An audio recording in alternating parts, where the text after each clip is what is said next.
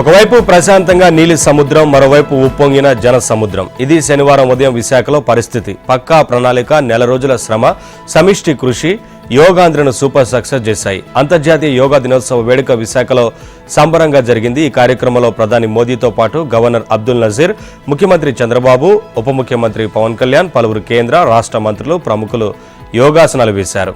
Visakha Ramakrishna beach నుంచి భీమిలి దాకా సుమారు 30 కిలోమీటర్ల పొడవున తీరం వెంబడి 3 లక్షల మందికి పైగా ఔత్సాహికులు ఈ కార్యక్రమంలో పాల్గొన్నారు. గతంలో సూరత్లో 1.47 లక్షల మందితో నిర్వహించిన యోగా రికార్డును బద్దలుగొట్టారు. తూర్పు తీరంలో యుద్ధ నౌకలపై నావికుల నుంచి మారుమూల గ్రామాల్లోని బడిపిల్లల దాకా, మైదానాలు మొదలుకొని రహదారుల దాకా ఊరు వాడ యోగా మంత్రం జపించారు. రాష్ట్ర వ్యాప్తంగా 2 కోట్ల మందికి పైగా యోగా చేశారు.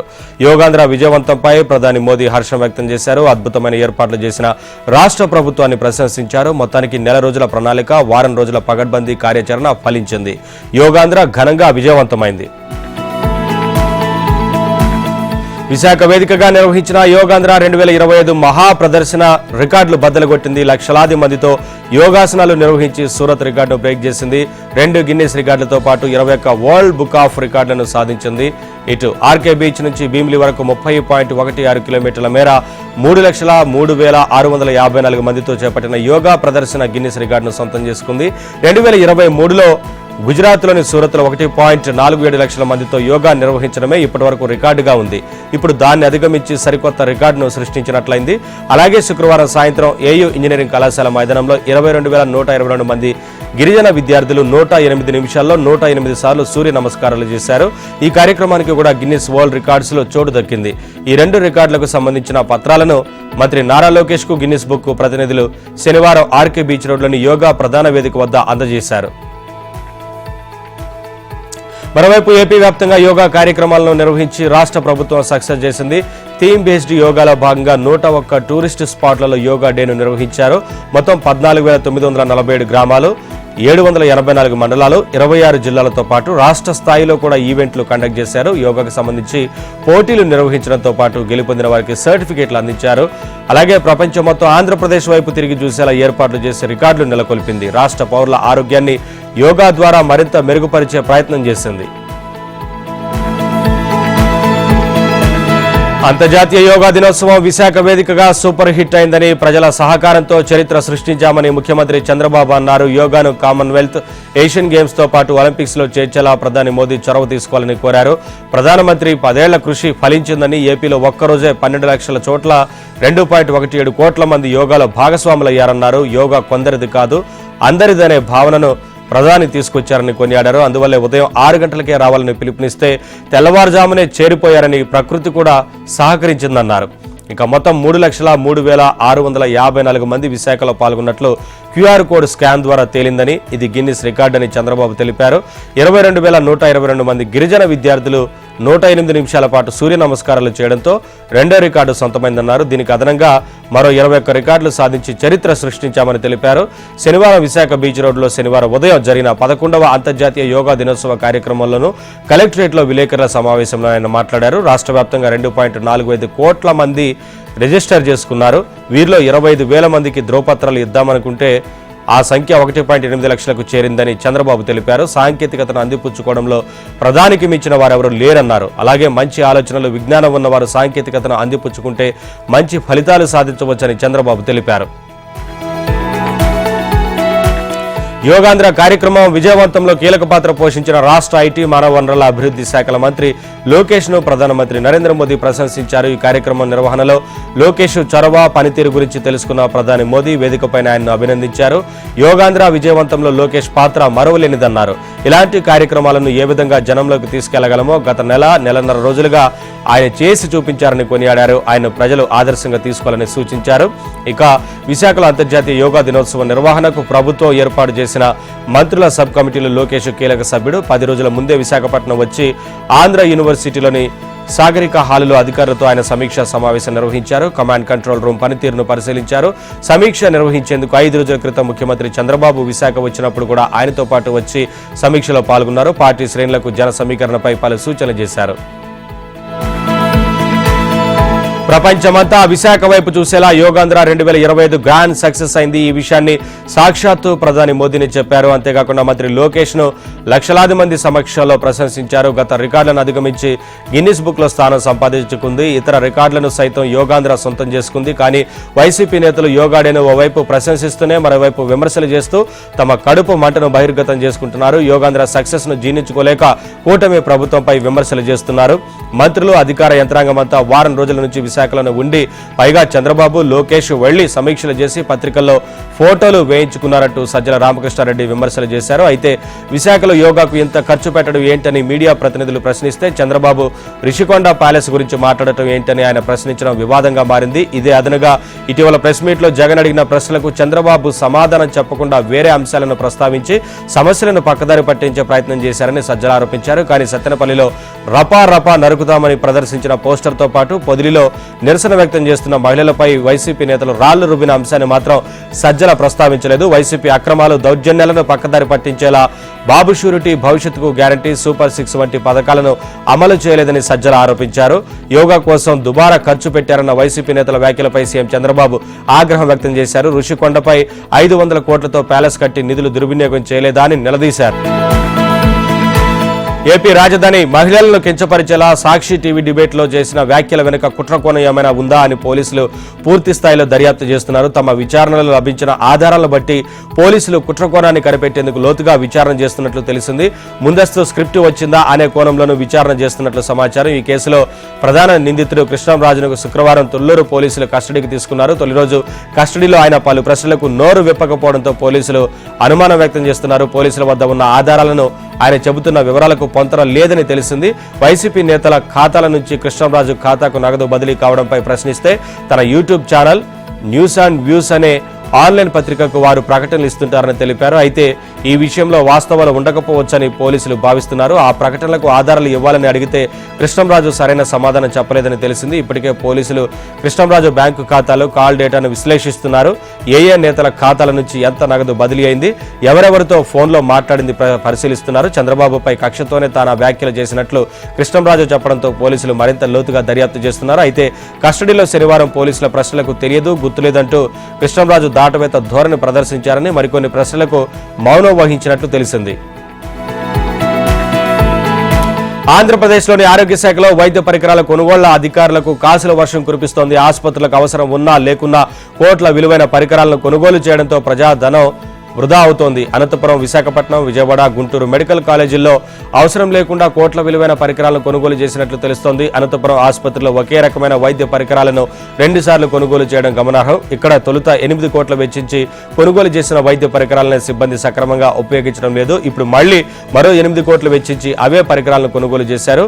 డిఎంఈలో ఈ విధమైన దుర్వినియోగం కొన్నేళ్ల నుంచి నడుస్తోంది. కొన్ని కంపెనీలకు మేలు చేసే క్రమంలో సొంత లాభం కూడా చూసుకునే ఆసుపత్రులకు అవసరం లేని వైద్య పరికరాలను కొనుగోలు చేస్తున్నారు. ఇక డిఎంయు పరిధి ఆసుపత్రుల్లో అవసరమైన వైద్య పరికరాలు, వాటి ఉపయోగం వంటి వ్యవహారాలు మొత్తం డైరెక్టర్ ఆఫ్ మెడికల్ ఎడ్యుకేషన్ అధికారులు చూసుకోవాలి. కానీ అనంతపురంలో 8 కోట్ల చొప్పున 2 సార్లు 16 కోట్లతో అవసరం లేని వైద్య పరికరాలు కొనుగోలు చేశారంటే 2 విభాగాల మధ్య సమన్వయం లోపించిందని తెలుస్తోంది. అనంత ఆసుపత్రికి కొనుగోలు చేసిన పరికరాల విషయంపై విజయవాడ డిఎంఈ కార్యాలయం నుంచి 2 కీలక అధికారులు విచారణకు వెళ్లారు. అనంత మెడికల్ కాలేజీ ఆసుపత్రిలో ఒకే రకమైన వైద్య పరికరాలు 2 సార్లు కొనుగోలు చేశారని గుర్తించారు. ఆ తర్వాత అంతా గప్చుప్. ఒక్క అధికారిపైన చర్యలు తీసుకోలేదు, కనీసం మెమో ఇవ్వలేదు. ఇప్పుడు తప్పు చేసిన వారిని సస్పెండ్ చేయలేదు. కొసమెరుపు ఏంటంటే రెండోసారి కొనుగోలుకు సంబంధించి కాంట్రాక్టు సంస్థకు 8 కోట్ల బిల్లులు ఇచ్చేసేందుకు డిఎంఈ అధికారులు సిద్ధమవుతున్నారు. తెలుగు రాష్ట్రాల్లో రపా రపా రాజకీయం నడుస్తోంది. జగన్ సమర్థించిన డైలాగును బీఆర్ఎస్ కార్యకర్తలు వైరల్ చేస్తున్నారు. హరీష్ రావు సభలో రపా రపా అంటూ ఫ్లెక్సీలు పెట్టడం సంచలనమైంది. ఫ్యాక్షన్ సంస్కృతిని బీఆర్ఎస్ సమర్థిస్తోందా అని ప్రత్యర్థి పార్టీలు ప్రశ్నిస్తున్నాయి. ఏపీ రాజకీయాల్లో హాట్ టాపిక్ అయిన రపా రపా డైలాగు తెలంగాణకు కూడా దిగుమతైంది. పటాన్చెరు దగ్గర మాజీ మంత్రి హరీష్ రావు నిర్వహించిన ధర్నాలో బీఆర్ఎస్ కార్యకర్తలు ఫ్లెక్సీలు పట్టుకున్నారు. రపా రపా 3.0 లోడింగ్ అంటూ ఫ్లెక్సీలు చూపెట్టడం కలకలం రేపింది. హరీష్ రావు దృష్టిలో పడేందుకే సదరు నేత ఈ తరహా ప్రచారం చేసినట్లు తెలుస్తోంది. వచ్చే ఎన్నికల్లో బీఆర్ఎస్ ఖచ్చితంగా గెలవబోతోందనే దానికి సంకేతంగా ఇలా ప్రచారం చేశాను తప్ప వేరే ఉద్దేశం లేదని ప్లకార్డులు ప్రదర్శించిన నేత చెప్పుకొచ్చారు. అయితే ఇప్పటి వరకు తన ఫోటోలతో వెలసిన రపా రపా ప్లకార్డులపై ఇటు హరీష్ రావు కానీ అటు బీఆర్ఎస్ అధిష్టానం కానీ స్పందించడం లేదు. ముఖ్యమంత్రులుగా కేసీఆర్, జగన్ మధ్య బాగా స్నేహం చిగురించింది. తాజాగా బనకచర్ల వ్యవహారంలో ఆనాటి జగన్ కేసీఆర్ ప్రభుత్వాల మధ్య ఒప్పందాలను సీఎం రేవంత్ రెడ్డి బహిర్గతం చేశారు.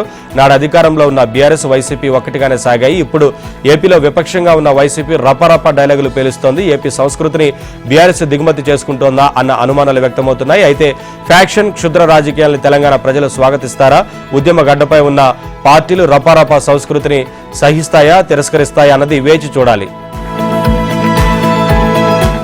గ్రానైట్ వ్యాపారిని బెదిరించిన కేసులో హుజురాబాద్ బీఆర్ఎస్ ఎమ్మెల్యే పాడి కౌశిక్ రెడ్డిని హనుమకొండలోని సుబేదారి పోలీసులు అరెస్టు చేశారు. ఎమ్మెల్యే దుబాయ్ వెళ్తున్నారని సమాచారం అందుకున్న పోలీసులు శనివారం తెల్లవారుజామున శంషాబాద్ ఎయిర్పోర్ట్ లో అదుపులోకి తీసుకున్నారు. గత ఏప్రిల్ 21న హనుమకొండలోని ఎన్జీఓస్ కాలనీకి చెందిన గ్రానైట్ వ్యాపారి కట్ట మనోజ్ రెడ్డి భార్య ఉమాదేవి కౌశిక్ రెడ్డిపై కేసు పెట్టారు. తన భర్తను కౌశిక్ రెడ్డి 50 లక్షలు ఇవ్వాలని బెదిరించారని, ఎమ్మెల్యేతో తన కుటుంబానికి ప్రాణ భయం ఉందని సుబేదారి పోలీసులకు ఫిర్యాదు చేశారు. దీంతో కౌశిక్ రెడ్డిపై పలు సెక్షన్ల కింద కేసు నమోదు చేశారు. తనపై అక్రమ కేసు పెట్టారని, ఏప్రిల్ 27న జరిగే బీఆర్ఎస్ బహిరంగ సభను అడ్డుకునేందుకు ప్రయత్నిస్తున్నారని కౌశిక్ రెడ్డి హైకోర్టులో క్వాష్ పిటిషన్ వేశారు. దీనిపై విచారించిన హైకోర్టు బీఆర్ఎస్ బహిరంగ సభ అయ్యే వరకు కౌశిక్ రెడ్డిని అరెస్టు చేయవద్దని, విచారణ కొనసాగించవచ్చని పేర్కొంది. ఇరుపక్షాల వాదనలు విన్న జడ్జి నాగలిల్ల సుష్మిత వ్యక్తిగత పూచికత్తుపై కౌశిక్ రెడ్డికి బెయిల్ మంజూరు చేశారు. దీంతో ఆయన విడుదల చేశారు. దేశవ్యాప్తంగా సంచలనం సృష్టించిన అక్రమ ఫోన్ ట్యాపింగ్ కేసు దర్యాప్తు కీలక దశకు చేరుకుంది. ఈ కేసులో ఏటుగా ఉన్న ప్రణీత్ రావును ప్రత్యేక దర్యాప్తు బృందం సిట్ శనివారం మరోసారి విచారించింది. అప్పట్లో ఎస్ఐబి చీఫ్ గా ఉన్న ప్రభాకర్ రావు ఆదేశాల మేరకే ఫోన్ ట్యాపింగ్ చేశామని ప్రణీత్ రావు గత విచారణలో అధికారులకు వెల్లడించారు. ఈ వివరాల ఆధారంగానే సిట్ అధికారులు ప్రభాకర్ రావును కీలక అంశాలపై ప్రశ్నించారు. అందులో ప్రభాకర్ రావు చెప్పిన అంశాల ఆధారంగా మళ్లీ ప్రణీత్ రావును సిట్ బృందం ప్రశ్నించింది. న్యాయ నిపుణుల సలహా మేరకు అధికారులు ప్రత్యేక ప్రశ్నావళి సిద్ధం చేసి సమాధానాలు తీసుకున్నారు. ముఖ్యంగా దర్యాప్తులో కీలకమైన ప్రభాకర్ రావు నుంచి వివరాలు రాబట్టేందుకు ఆస్కారం ఉన్న అంశాలపై వీలైనంత ఎక్కువ సమాచారం రాబట్టేందుకు ప్రయత్నం చేశారు. ఎస్ఐబి మాజీ చీఫ్ ప్రభాకర్ రావును సిట్ అధికారులు సోమవారం మరోసారి విచారించనున్నారు. ప్రణీత్ రావు ఇచ్చిన సమాచారం, ఇతర వివరాల ఆధారంగా ప్రభాకర్ రావును ప్రశ్నించేందుకు సిద్ధమవుతున్నారు. ఇక రివ్యూ కమిటీ ఆమోదం, ఉన్నతాధికారుల ఆదేశాల మేరకే తాను పనిచేసినట్లు ప్రభాకర్ రావు గత విచారణలో చెప్పడంతో సిట్ అధికారులు నాటి రివ్యూ కమిటీలో ఉన్నతాధికారుల నుంచి కొంత సమాచారం సేకరించారు. ఈ సమాచారాన్ని ప్రభాకర్ రావు ముందు పెట్టి పూర్తి వివరాలు బయటపెట్టించేందుకు ప్రయత్నించనున్నారు. ఔటర్ రింగ్ రోడ్డుపై టోల్ ప్లాజాల వద్ద బూస్టర్ లేన్లను అందుబాటులోకి వచ్చాయి. ఫాస్టాగ్ ను సెకన్లలో రీడింగ్ చేసే సరికొత్త సాంకేతిక వ్యవస్థను ఈ లేన్లలో ఏర్పాటు చేశారు. దాంతో ఈ లేన్లో వాహనాలను నిలిపే పరిస్థితి ఉండదు. బారికేడ్లు తెరిచి ఉండగానే ఫాస్టాగ్ రీడ్ అవుతుంది. దీంతో ఎలాంటి అడ్డంకు లేకుండా వాహనాలు సాఫీగా ముందుకు సాగుతున్నాయి. నానక్రామ్గూడ శంషాబాద్ మార్గంలో ప్రయోగాత్మకంగా ఏర్పాటు చేసిన ఈ విధానం సత్ఫలితాలను ఇస్తోందని అధికారులు చెబుతున్నారు. నిమిషానికి సగటున 15 వాహనాల బూస్టర్ లేన్ల ద్వారా ముందుకు సాగుతున్నట్లు వెల్లడించారు. పైలట్ ప్రాజెక్టు విజయవంతం అవడంతో రద్దీ ఎక్కువగా ఉండే టోల్ ప్లాజాల వద్ద ఈ విధానాన్ని అమలు చేసేందుకు చర్యలు తీసుకుంటున్నారు. నగరంలో నత్త తలపించే వేగాన్ని తప్పించుకునేందుకు వాహనదారులు ఎక్కువగా ఔటర్ను ఆశ్రయిస్తుంటారు. దూరభారమైన ప్రయాణం సాఫీగా సాగిపోతుందనే ఉద్దేశంతో ఔటర్ పై ప్రయాణానికి ఇష్టపడుతుంటారు. అయితే ఔటర్ పైకి వెళ్లే ముందు, దిగే ముందు టోల్ ప్లాజాల వద్ద ట్రాఫిక్ జామ్లు నెలకొంటున్నాయి. టోల్ దాటేందుకు 4-5 నిమిషాల సమయం పడుతోంది. ఉదయం సాయంత్రం రద్దీ వేళల్లో పరిస్థితి మరీ దారుణంగా మారుతోంది. టోల్ గేట్ వద్ద ఫాస్టాగ్ రీడ్ అయ్యి గేట్ ఓపెన్ కావడానికి, వాహనం గేట్ను దాటడానికి సగటున 20 సెకండ్ల సమయం పడుతోంది. ఈ లెక్కన నిమిషానికి 3 వాహనాలు మాత్రమే టోల్ గేట్ ను దాటుతాయి. ప్రధానంగా నానక్రామ్గూడ శంషాబాద్ మార్గంలో టోల్ వద్ద ట్రాఫిక్ తీవ్రంగా ఉంటుంది. దీంతో అధికారులు ఈ మార్గంలో పైలట్ ప్రాజెక్టుగా బూస్టర్ లేన్ విధానాన్ని తీసుకొచ్చారు. 3 గేట్లను బూస్టర్ లేన్ కు కేటాయించారు. భారీ వాహనాలు, ఫాస్టాగ్ లేని కార్లకు ఈ లేన్ లో అనుమతి ఉండదు. టోల్ గేట్ కు ఉండే ఫాస్టాగ్ రీడర్ ను అధునాతన సాంకేతికతతో అభివృద్ధి చేశారు. తెలంగాణ ప్రభుత్వం ప్రతిష్టాత్మకంగా చేపడుతున్న ఫ్యూచర్ సిటీ పేరును భారత్ ఫ్యూచర్ సిటీగా మార్చింది. ముఖ్యమంత్రి రేవంత్ రెడ్డి మానసపుత్రికగా భావించి దూరదృష్టితో హైదరాబాద్ మహానగరానికి అదనపు ఆకర్షణగా 4వ నగరాన్ని నిర్మించాలని నిర్ణయించారు. అందుకు అనుగుణంగా ఫ్యూచర్ సిటీ నిర్మాణానికి రూపకల్పన జరుగుతోంది. ఇకపై ఫ్యూచర్ సిటీని భారత్ ఫ్యూచర్ సిటీ పేరుతో ప్రభుత్వం అభివృద్ధి చేయనుంది. ఇప్పటికే ఫ్యూచర్ సిటీలో గ్రీన్ఫీల్డ్ హైవే నిర్మాణానికి ప్రతిపాదనలు సిద్ధం చేసింది. తాజాగా మెట్రో రైలు మార్గాన్ని సైతం భారత్ ఫ్యూచర్ సిటీ లోపలి వరకు నిర్మించేందుకు హైదరాబాద్ మెట్రో రైలు సంస్థ సర్వే చేపట్టి సమగ్ర ప్రాజెక్టు నివేదికను రూపొందించింది. ఈ మేరకు శంషాబాద్ అంతర్జాతీయ విమానాశ్రయం నుంచి ఔటర్ రింగ్ రోడ్డు మీదుగా కొంగరకలాన్ ఎగ్జిట్ నుంచి రంగారెడ్డి జిల్లా కలెక్టరేట్ మీదుగా మీర్ఖాన్పేట వరకు సుమారు 39.6 కిలోమీటర్ల మేర మెట్రో రైలు మార్గాన్ని నిర్మించేందుకు డిపిఆర్ ను హైదరాబాద్ మెట్రో రైలు సంస్థ సిద్ధం చేసింది. ఈ ప్రాజెక్టుకు సంబంధించిన వివరాలను మెట్రో ఎండీ ఎన్వీఎస్ రెడ్డి శనివారం వెల్లడించారు. హైదరాబాద్ మెట్రో రైలు 2వ దశలోని పార్ట్ 2B డిపిఆర్ ను కేంద్ర ప్రభుత్వానికి అందజేసినట్లు తెలిపారు.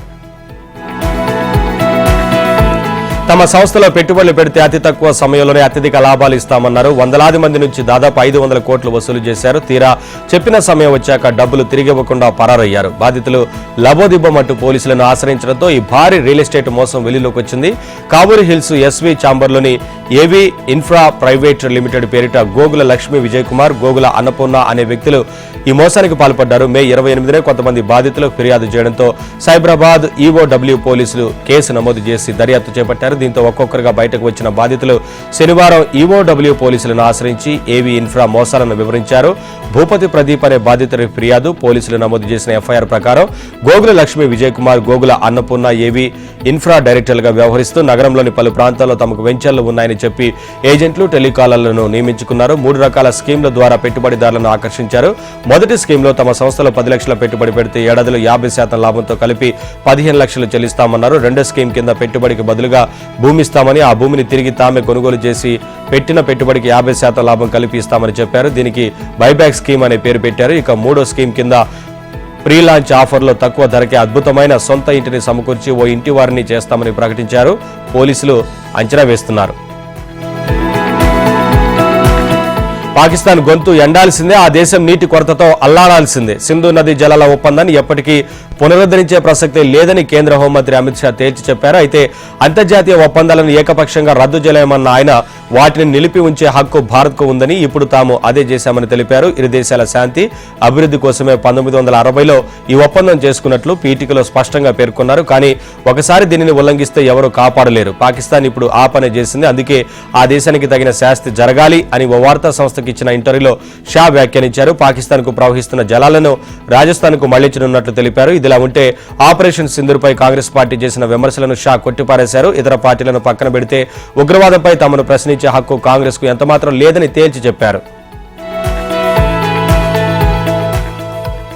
నరేంద్ర మోదీ సారథ్యంలోని ఎన్డీఏ సర్కార్ పాలనపై బీజేపీ సీనియర్ నేత, కేంద్ర రోడ్లు, జాతీయ రహదారుల శాఖ మంత్రి నితిన్ గడ్కరీ సంచలన వ్యాఖ్యలు చేశారు. 11 ఏళ్లలో మీరు చూసింది కేవలం న్యూస్ రీల్ మాత్రమే, అసలు సినిమా ముందుందని ఎన్డీటీవీకి ఇచ్చిన ఇంటర్వ్యూలో పేర్కొన్నారు. 2029 సార్వత్రిక ఎన్నికల్లో పార్టీ అప్పగించిన బాధ్యతలను నిర్వర్తిస్తానని గడ్కరీ చెప్పారు. 2029 సార్వత్రిక ఎన్నికల్లో పార్టీ అప్పగించిన బాధ్యతలను నిర్వర్తిస్తానని తెలిపారు. తానెప్పుడు తన రాజకీయ బయోడేటా ప్రచురించుకోలేదని, ఏనాడు విమానాశ్రయాలకు వచ్చి భారీగా స్వాగత కార్యక్రమాలు చేపట్టాలని తన మద్దతుదారులను కోరలేదని గడ్కరీ తెలిపారు.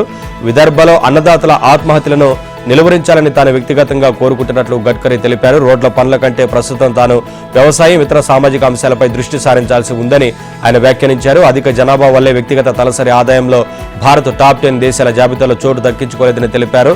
జనాభా నియంత్రణ బిల్లుకే తన మద్దతు ఉంటుందని గడ్కరీ తెలిపారు. ఇది మతపరమైన, భాషాపరమైన సమస్య కాదు, ఇది ఒక ఆర్థిక సమస్య. దేశంలో ఎంతో అభివృద్ధి సాధించినా దాని ఫలాలు కనిపించడం లేదని, దీనికి జనాభా పెరుగుదలే కారణమని చెప్పారు.